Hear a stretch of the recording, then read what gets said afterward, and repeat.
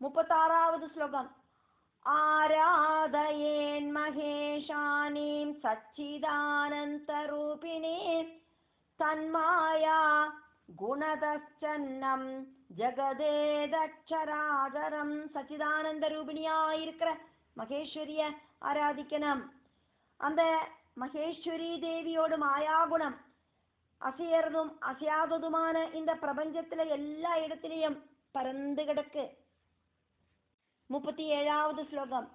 பிரமத்யுன்மத்தவத் சர்வம் மதிராமத்தவன் நிருப தஸ்யா ஆராதனேனைவ குணான் சர்வான் விமிருத்யஜ. ராஜாவே, சர்வ உயிரினங்களும்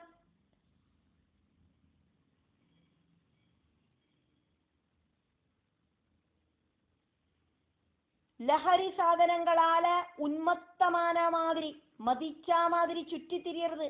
தேவிய ஆராதிக்கிறதுனால சர்வ குணங்களையும் ஜெயிச்சு. 38வது ஸ்லோகம். முக்திம் பஜேத மதிமான்ய பந்தாஸ்தித பரா ஆராதிதா மகேஷானே நயாவத் குருதே கிருபாம். புத்திமான் முக்திய பிராபிக்கணும். ராஜாவே, இதுக்கப்புறம் வேற ஒரு மார்க்கமும் இல்லை. எந்த அளவுக்கு பக்தியோடு கூடிட்டு பகவதியை கூப்பிட்டுட்டும் பகவதி கிருப காணிக்கலை, கருணை காணிக்கலை அப்படின்னாக்கா. 39வது ஸ்லோகம். தாவத் பவேத் சுகம் கஸ்மாத் கோன்யோஸ்தி தயயாயுதா கருணாசாகராமேதாம் பஜே தஸ்மாதமாயயா. வேற ஆர பஜிச்சானா சுகம் லபிக்கும்?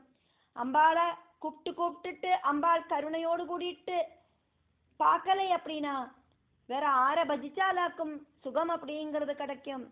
அம்பாளை விட கருணை இருக்கிறவா வேற ஆராக்கம் இருக்கா? அதனால நிஷ்கலங்கமாயிட்டு அந்த காருண்ய பாவம் இருக்கிற தேவிய கட்டாயம் பஜிக்கத்தான் வேணும்.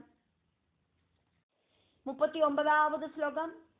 மாதேவேப்யோ பயம் தேஷாம் மத்பக்தானாம் பவேதிதே சஞ்சிந்திய புத்திமாஸ்தாய ஜெயந்தி பிரத்யுவாஜஹ. என்னோட பக்தர்களான அவளுக்கு தேவர்கள் கிட்டேந்து பயம் உண்டாக கூடாது அப்படின்னு நினைச்சுட்டு சுக்கராச்சாரியார் ஜெயந்திட்ட புத்திபூர்வமாயிட்டு இப்படி சொன்னார். என்ன சொன்னார் அப்படின்னாக்கா 50வது ஸ்லோகம். தேவானேவோபசம்யாந்தி புத்ராமே சாருலோச்சனே சமயஸ்தேத்ய சம்பூர்ணோ ஜாதோயம் தசவார்ஷிகா.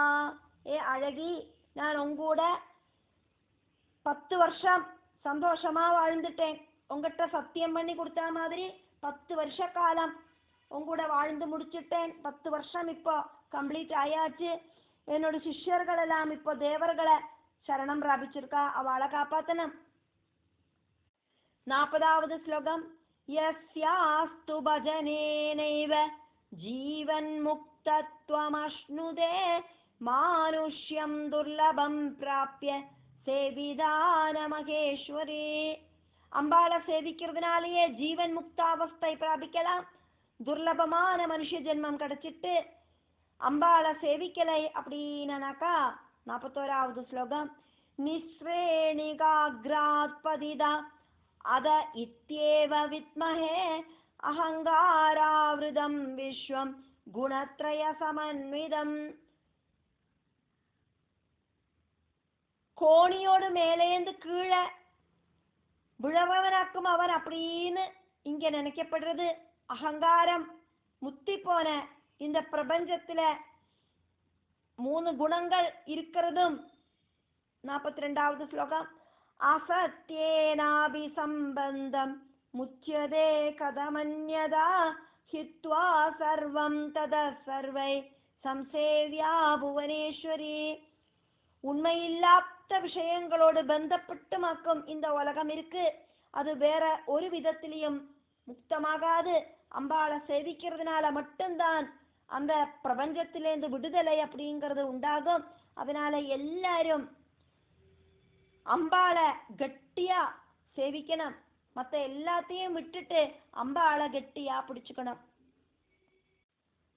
43வது ஸ்லோகத்துல ஜனமேஜய ராஜா வியாசர் கிட்ட டவுட் கேட்கிறார். அதனால ராஜோவாஜா கிம் கிருதம் குருணா தத்ர காவ்ய ரூபதரேண கதா சுக்ர சமாயாத தன்மே ப்ரூஹி பிதாமஹா. காவியனோட ரூபம் ஸ்வீகரிச்ச குரு அதுக்கப்புறமா என்ன செஞ்சார்? பிதாமகா சுக்கராச்சாரியன் பின்ன எப்பவாக்கும் தைத்தியர்களோடு பக்கத்துல போனா அப்படிங்கிறதையும் சொல்லுங்கோ அப்படின்னு வியாசர்கிட்ட ஜனமேஜயன் கேட்கிறார். அதுக்கு வியாச பகவான் பதில் சொல்றதாக்கும் அடுத்த ஸ்லோகம் 44வது ஸ்லோகம். ஸ்ரீனுராஜன் பிரவக்ஷ்யாமி யத்கிருதம் குருணா ததா கிருத்வா காவ்ய ஸ்வரூபம் ச பிரச்சன்னேன மகாத்மனா. ராஜாவே சொல்றேன் கேளுங்க. குரு அதுக்கப்புறம் என்ன செஞ்சார் அப்படின்னு காவியனோடு பிரச்சன்ன ரூபம் ஸ்வீகரிச்சுட்டு மகாத்மாவா இருக்கிற குரு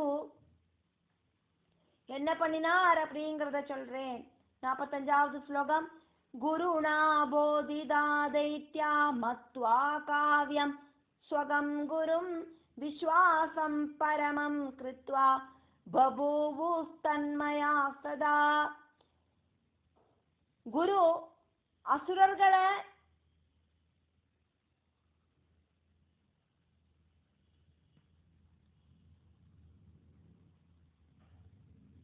நம்ப வச்சார். அசுரர்கள் அவளோட குருவான சுக்கராச்சாரியன் ஆக்கும் இது அப்படின்னு நம்பிக்கை உள்ளவர்களாயிட்டு மாறினான். 46வது ஸ்லோகம். வித்யார்த்தம் சரணம் பிராப்தா பிருகும் மத்வாதி மோகிதா குருணா விப்ரலப்தாஸ்தே லோபாத் கோவான முஹ்யதே. பிருகுவாக்கும் அப்படிங்கிற நம்பிக்கையில ரொம்ப ரொம்ப அத்தியார்த்தியோடு கூடிட்டு மந்திர வித்யக்காயிட்டு அசுரர்கள் குருவை சரணம் பிராபிச்சா. ஆனா குரு அவளை ஏமாத்தவாக்கம் செஞ்சார். இந்த அஜ்ஞானம் லோபம் காரணமாயிட்டு ஆராக்கம் பிரமிச்சு போகாம இருக்கா அப்படின்னு இங்க வியாச பகவான் ஜனமேஜயன் கிட்ட கேட்கிறார். 47வது ஸ்லோகம். दश वर्षात्मके काले संपूर्ण समये तदा जयन्त्या सह क्रीडित्वा काव्यो याज्ञानचिन्तयत्. ஜெயந்தியோடு கூட 10 வருஷம் பூர்ணமாயிட்டு ஆருக்கும் தெரியாத அஜ்ஞானவாசம் சிகரிச்சு சந்தோஷத்தோடு கூடி வாழ்ந்த சுக்கராச்சாரியர் இப்போது தன்னோடு சிஷ்யர்களை நினைச்சு பார்க்கிறார். 48வது ஸ்லோகம். ஆசயா மம மார்க்கம் தே பஷ்யந்த சம்ஸ்திதா கில கத்வா தான் வை பிரபஷ்யேஹம் யாஜ்ஞானதிபயாதுரான். சுக்கராச்சாரியர் வந்து சேர்றதையும் பார்த்து உட்கார்ந்து இருக்கிற சிஷ்யர்களோட கதி அதை நினைச்சு பார்த்துட்டு பயந்துட்டு உட்கார்ந்து இருக்கிற சிஷ்யர்களை உடனடியா போய் பார்க்கணும் அப்படின்னு நினைக்கிறார் சுக்கராச்சாரியர். சுக்கராச்சாரியரோட வேஷத்துல அங்க ப்ரஹஸ்பதி வந்திருக்கிறது அவருக்கு இப்போ தெரியலை. உண்மையான சுக்கராச்சாரியர் இப்போ சிஷ்யர்களை சந்திக்கிறதுக்காயிட்டு ரெடி ஆயிட்டார். 51வது ஸ்லோகம். தஸ்மாத் கச்சாம்யஹம் தேவி द्रष्टुं याज्ञान् सुमध्यमे புனரேவாகமிஷ்யாமி தவாந்திகமனுத்ருதா. அதனால அழகியாயிருக்கிற தேவி நான் அந்த சிஷ்யர்களை பார்க்கறதுக்கு போகட்டும், கொஞ்சம் கூட டிலே பண்ணாதக்கு நான் உடனடியா உங்ககிட்டயே திரும்ப வரேன் அப்படின்னு சொல்றார் தன்னோட மனைவி கிட்ட. 52வது ஸ்லோகம். ததேதி தமுவாஜாத ஜெயந்தி தர்மவித்தமா யதேஷ்டம் கச்ச தர்மஜ்ஞா நதே தர்மம் விலோபயே. அப்படி ஆகட்டும் அப்படின்னு தர்மத்துக்கு கட்டுப்பட்ட ஜெயந்தி சம்மதிக்கிறா. இந்த சுக்கராச்சாரியரோட தபஸ முடக்கிறதுக்காகவே ஜெயந்தி வந்தது. ஜெயந்தியோட வேலை முடிஞ்சது. அதனால சொல்றா, எதேஷ்டம் நீங்கள் போங்க, நான் உங்களோடு வேலைக்கு குறுக்க நிற்க மாட்டேன் அப்படின்னு சொல்றா. உங்களோட தர்மம் அப்படிங்கிறது சிஷ்யர்களை பரிபாலனம் பண்றதாக்குமே, நீங்கள் குருவாக்குமே அசுரர்களோடு. அதனால நீங்கள் உங்க வேலையை பார்க்கறதுக்கு கிளம்புங்கோ அப்படின்னு சொன்னான். 53வது ஸ்லோகம்.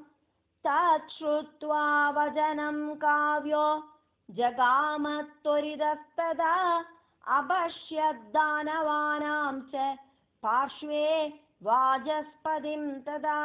அதை கேட்ட சுக்கராச்சாரியார் இம்மீடியட் ஆயிட்டு அங்கேருந்து கிளம்பினார். அங்க போனோன்னு தேவகுருவான ப்ரஹஸ்பதி சுக்கராச்சாரியரோட வேஷத்தை போட்டுட்டு அசுரர்கள் கிட்ட நிக்கிறத பார்த்தார். யதார்த்த சுக்கராச்சாரியர் அதை பார்த்தார், கண்ணால பார்த்தார். 54வது ஸ்லோகம். சாத்மரூபதரம் சௌமியம் போதயந்தம் சலேன தாஞ்சைனம் தர்மம் கிருதம் ஸ்வேன யஜ்ஞ நிந்தாபரம் ததா. பொய்யான வேஷத்தை போட்டுண்டு சுக்கராச்சாரியரோட வேஷத்தை போட்டுண்டு சௌமியமாயிட்டு அசுரர்களை தவறான ரூட்டுல பாடம் படிப்பிச்சு கொடுக்கிற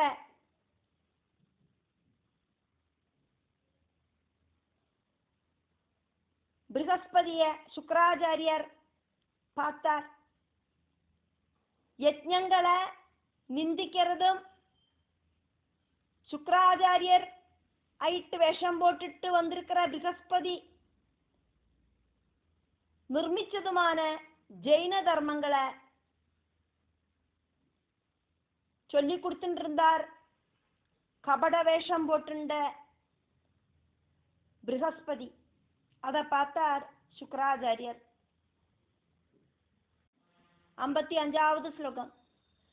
போதேவரிபவ சத்யம் ப்ரவீமி பவதாம் ஹிதம் அஹிம்சா பரமோ தர்மோ ஹந்தவ்யா ஹ்யாததாயினா. ஹே தேவர்களோடு சத்ருக்களாயிருக்கிற அசுரர்களே, உங்களுக்கு தகுந்த மாதிரியான விஷயங்களை நான் சொல்லித்தரேன். அஹிம்சையாக்கும் பரமமான தர்மம்.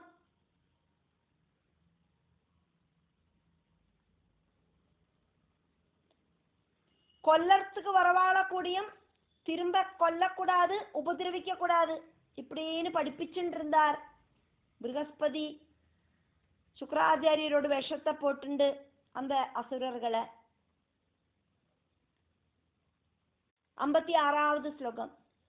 த்விஜைர்போகரதைர்வேதே தர்ஷிதம் ஹிம்சனம் பசோ ஜிஹ்வாசாதபரை காமம் அஹிம்சைவ பராமதா. பலவித சுக ஆசக்தி இருக்கிறவாளும் பட்சண பிரியர்களுமான பிராமணர்களாக்கும் வேதங்களில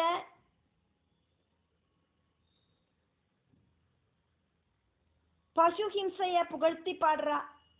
அஹிம்சையாக்கும் இருக்கிறதுலயே உத்தமம் அப்படின்னு சுக்கராச்சாரியரோட வேஷத்தை போட்டு வந்திருக்கிற ப்ரஹஸ்பதி சொல்லின்னு இருக்கார். 57வது ஸ்லோகம். ஏவம் விதானி வாக்கியானி வேதசாஸ்திரபராணி ஜ ப்ருவாணம் குருமாகர்ண்ய விஸ்மிதோசௌ பிருகோசுதா. இப்படி இருக்கிற வாக்கியங்களும் வேத சாஸ்திரங்களும் தேவகுருவான ப்ரஹஸ்பதி சொன்னார். அப்படி சொல்லி கொடுக்கறத கேட்டுட்டு சுக்கராச்சாரியர் ரொம்ப ரொம்ப ஆச்சரியப்பட்டார்.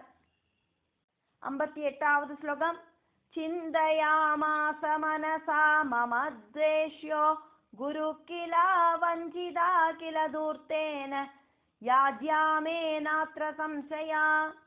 மனசுக்குள்ள இப்படி நினைச்சார், என்னோட சத்ருவாக்கும் இந்த ப்ரஹஸ்பதி, என்னோட சிஷ்யர்கள் இந்த ப்ரஹஸ்பதி அப்படிங்கிற கபட வேஷதாரியால ஏமாத்தப்பட்டிருக்கா அப்படிங்கிறதுல சந்தேகமே இல்லை அப்படின்னு உண்மையான சுக்கராச்சாரியர் இங்க நினைச்சு பார்க்கிறார்.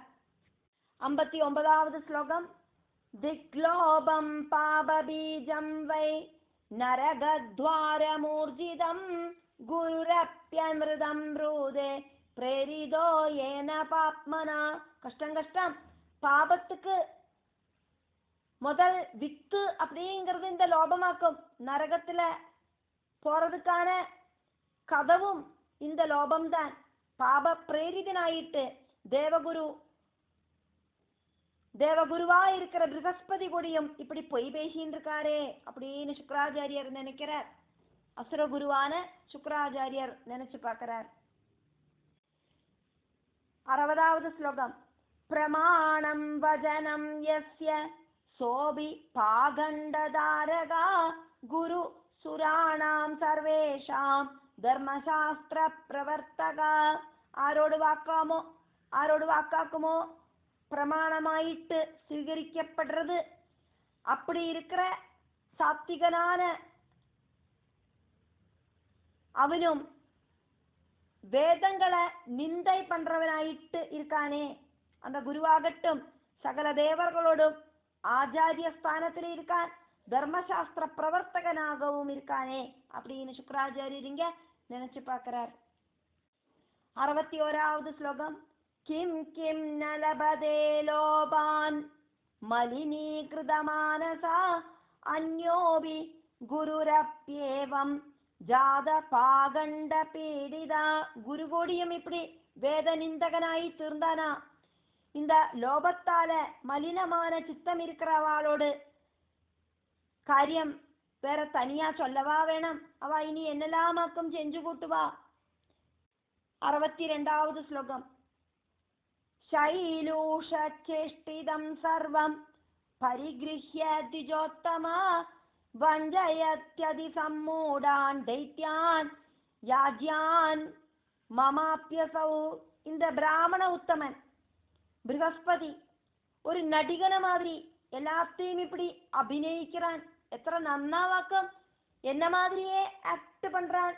அப்படி ரொம்ப மூடர்களா இருக்கிற புத்தி இல்லாத என்னோட சிஷ்யர்களை ஏமாத்த வாக்குமே செய்யறான் இந்த தேவர்களோடு குருவா இருக்கிறவன் அப்படின்னு இங்க சுக்கராச்சாரியர் ப்ரகஸ்பதிய நினைச்சு பார்க்கிறார். இப்படி சொல்லிட்டு தேவி மகாத்மியத்துல 4வது ஸ்கந்தத்துல 13வது அத்தியாயம் முடிவடைகிறது.